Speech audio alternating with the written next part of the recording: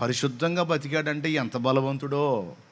పవిత్రంగా బతికాడు, నోరు కూడా జారలేదు, కన్ను జారలేదు, కాలు జారలేదు, చెయ్యి జారలేదు, ఏం జారలేదు, అసలు అంత పర్ఫెక్ట్గా నిలబడ్డాడంటే ఎంత బలవంతుడో అని మనం అనుకుంటాం.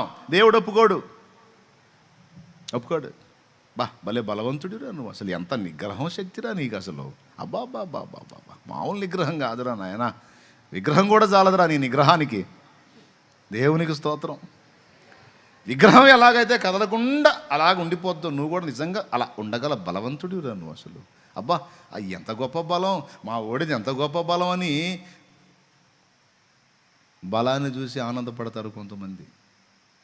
దేవుడు ఆనందపడడు, నోరు మీరా అంటాడు. అది ఆ పాటకు అర్థం. గుర్రాల బలం చూసో నరుల బలం చూసో ఆయన ఆనందించడు. పాడండి. గుర్రముల నరులందలి బలమునానందించడు, గుర్రముల నరులందలి బలమునానందించడు, కృపను వేడు వారిలో సందసించు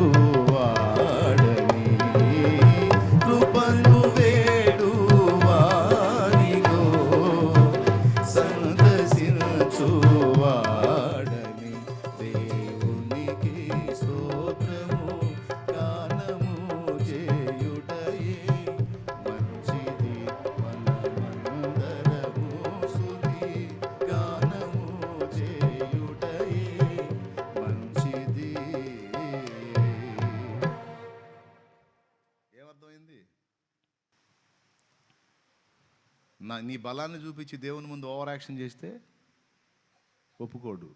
నీ బతుకంతా నీకు చూపిస్తాడు. అవసరమా? దేవుని దగ్గరికి వచ్చేటప్పుడు ఏ మాటతో రావాలి? ఎప్పుడైనా సరే నువ్వు ఎంత నీతిగా బతికినా దేవుని ముందుకు పోయినప్పుడు మనందరికీ దిక్కేది. రేపు లోకంలో ఉన్న వాళ్ళు చాలామంది నరకానికి పోయే కారణం ఏంటో తెలుసా? వాళ్ళ నీతి మీద వాళ్ళకున్న ఓవర్ కాన్ఫిడెన్స్. చాలామంది మీలో పరలోకం పోయే కారణం ఏంటో తెలుసా?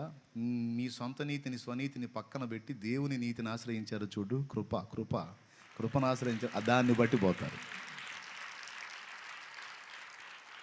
ఆ కృపే పిలుస్తుంది, రండ్రా నా రెక్కల కిందికి రండ్రా, బతికిపోతారు రండ్రా అని పిలుస్తుంటే మాకు వద్దులే అయ్యేసి పో నువ్వు.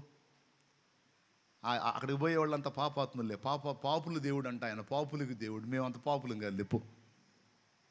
కొంతమంది ఎచ్చులు పడుతుంటారు కదా, నీతో అని ఉంటారు కదా, పాపులు దేవుళ్ళే అని పో. మేము పాపులం కాదు, మేమంత దరిద్రపు గట్టు బతకట్లేదు లేపో, మీలాంటి వాళ్ళకి కావాలి లేపో అన్నోళ్ళు ఉన్నారు. నేను విన్నాను కూడా. పాపుల దేవుడు, పాపులే పోతారు అక్కడికి. మేమంత నీచులం కాదు, అంత పాపులం కాదు, మేము పరిశుద్ధులం, మేము స్తంభములను నిలుపువారము. అర్థమైందా? కాబట్టి మీరు పోండి, రేపు ఈ మాటలన్నీ మీరు పోండి, మాకు అక్కర్లేదు అన్నోడల్లా పోతాడు పాతాళానికి. ఎందుకంటే రేపు ఈ నీతిని త్రాసులో దూస్తాడు. ధర పెద్ద మనిషి ధర కృపిస్తారా, ఉచితంగా పోరా, టికెట్ ఇస్తారా, ఉచితంగా పోరా అంటే నగరాలు చేసావు, ఏదా తక్కడెక్కి అంటాడు. ఎక్కురా చెప్పు, నువ్వు నీతి పనులు చేశానన్నాగా నీ నీతులన్నీ చెప్పురాడా చెప్పు. వాడి నీతిని తక్కెట్లో పెట్టి చూస్తే వాడి నీతి కంటే పాపాలు ఎక్కువ ఉంటాయి. వాడి నీతి, వాడి పాపాలు మొత్తం తక్కెట్లో పెడితే పాపాలు ఏడా అడుగును ఉంటాయి, వాడి నీతి ఏడో తేలిపోయింది. ఏదిరా నీతిమంతుడా, ఊరి తెగ ఎచ్చులు పడ్డావు కదరా, పాయప్పా ఇకపా. ఏం దేవా, ఏమన్నా ఆఫర్ లేదా, ఏమన్నా అవకాశాలు లేవా? అయిపోయిందిరా ఆఫర్ అంతా, అక్కడే అయిపోయింది. భూమి మీదనే అయిపోయిందిరా, నీకు ఇచ్చిన ఆఫర్ సమయం అంతా అయిపోయిందిరా. ఇంకెక్కడేం లేదు, ఏమన్నా కొంచెం ఏదన్నా కొద్దిగా ఏదన్నా కొద్దిగా లేదు, అరా లేదు, అయిపోయింది పా, తీసుకెళ్ళండి పాతాళండి. నీ పాపమే నిన్ను తీసుకెళ్తుంది, పోరా పో అంట. ఆ పాపం నా మీద మోపురా, నేను సిలువలో ఎత్తుకున్నాను, రారా, జస్ట్ ఒక మాట విశ్వసించురా, నమ్మి రక్షణ పొందుకోరా, బతికిపోరా అని పిలిస్తే వరి ఎన్ని ఎటకారాలు చేసావురా, ఏదో అక్కడే ఉండి ఉట్టిగట్టి ఊరేగేటట్టు. ఆ మిడిమిడి ఆ వయసు పొంగులు చూసి అబ్బబ్బబ్బబ్బబ్బబ్బబ్బ ఏమి ఎచ్చులు పడ్డావురా, ఏమి ఎచ్చులు పడ్డావురా, పోయి అప్పు. మరి మేమెట్టా పోతామన్నాను అడగండి. మీరేమనుకుని పోతారు ఆయన దగ్గర పోయినప్పుడు? నా నీతి, నేను మంచోణ్ణి, నేను మంచిదాన్ని, నేను పరిశుద్ధుణ్ణి, నేను పరిశుద్ధురాల్ని, నేను ఇంత అనుకుంటా పోవు. నువ్వు ఏమనుకుంటా పోతావు తెలుసా? నీ కృప బాహుళ్యమే, నీ కృప బాహుళ్యమే, నీ ప్రేమ పరవశమే, నీ ప్రేమ పరవశమే,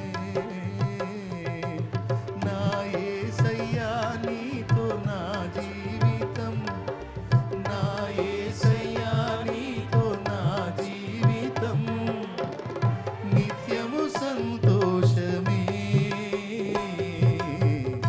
నిత్యము ఆనందమే, నిత్యము సంతోషమే, నిత్యము ఆనందమే, నీ కృప బాహుళ్యమే, నీ కృప బాహుళ్యమే. మీరేమనుకుంటా పోతారు? నా నీతి, నా పరిశుద్ధత, నా భక్తి, నా యథార్థత, నా మంచితనం అనుకుంటా పోతారా? మరి మీరేమనుకుంటా పోతారు? నీ కృప, నీ కృపయే మాకు దిక్కయ్యా.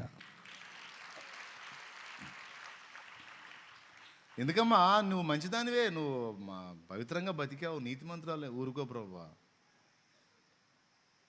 లేదు నువ్వు నీతి గలదానివి కదా, నువ్వు మంచిదాన్ని, ఊరుకో ప్రభువా. ఎందుకు అట్లా అంటున్నావు? మరి లేకపోతే ఏంటి తండ్రి? యెషయా భక్తుడు ఏం చెప్పాడు? మా నీతి క్రియలన్నీ మురికి గుడ్డల వంటి వాయను అని చెప్పలేదా? మా నీతి ఎక్కడ చెల్లుబడైద్దయ్యా నీ దగ్గర? నీ కృప. చెప్పు, ఏం చెబుతావు? అంతే, అది కృప విలువ.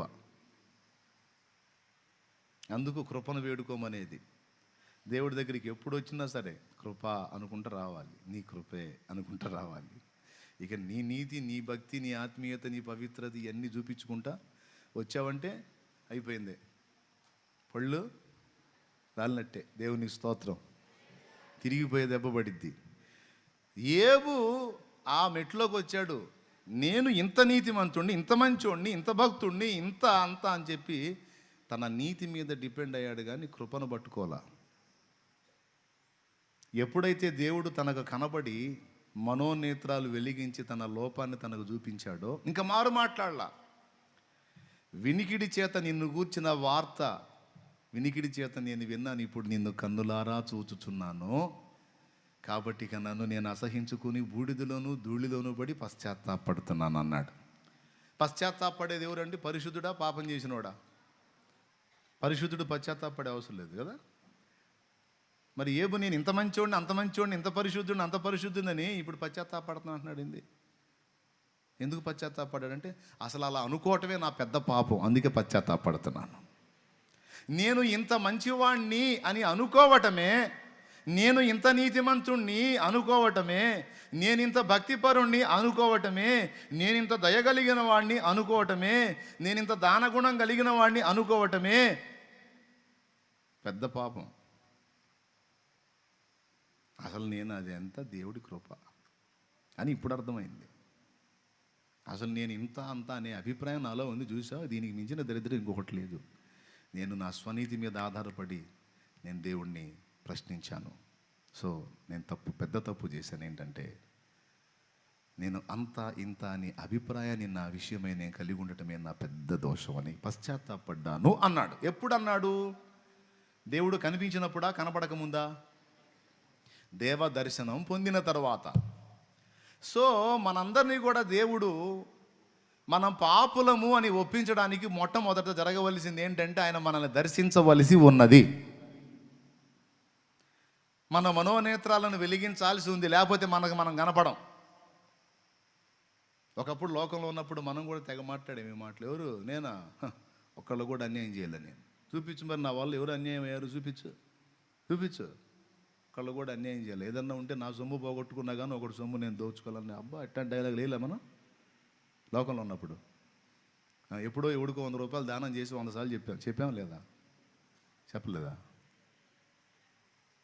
కదా? ఎప్పుడో ఎవరికో 100 రూపాయలు దానం చేసి 100 సార్లు చెప్పాం, దాన్ని 100 మందికి చెప్పాం. అట్లాంటి నీ లేవు మన లిస్టులో. అవన్నీ చూసుకొని మనల్ని మనం ఏం ఫీల్ అయ్యాం? మనలాంటి మంచి వాళ్ళు ఉన్నారు అసలుకి, మనలాంటి సుబుద్ధి కలిగిన వాళ్ళు ఉన్నారు అసలుకి అని తెగ ఫీల్ అయ్యాం. దేవుని ముందుకు వచ్చినప్పుడు దేవుడు తన దర్శనమును మనకు అనుగ్రహించి మనోనేత్రాలు వెలిగించినప్పుడు, బాగా వినండి, మన బతుకేందో మనకు అర్థమైద్ది. మన బ్రతుకు మనకు అర్థమగునట్లు, మనం పాపులమని మనకు తెలియనట్లు దేవుడు మొట్టమొదట మనల్ని దర్శించవలసి ఉన్నది.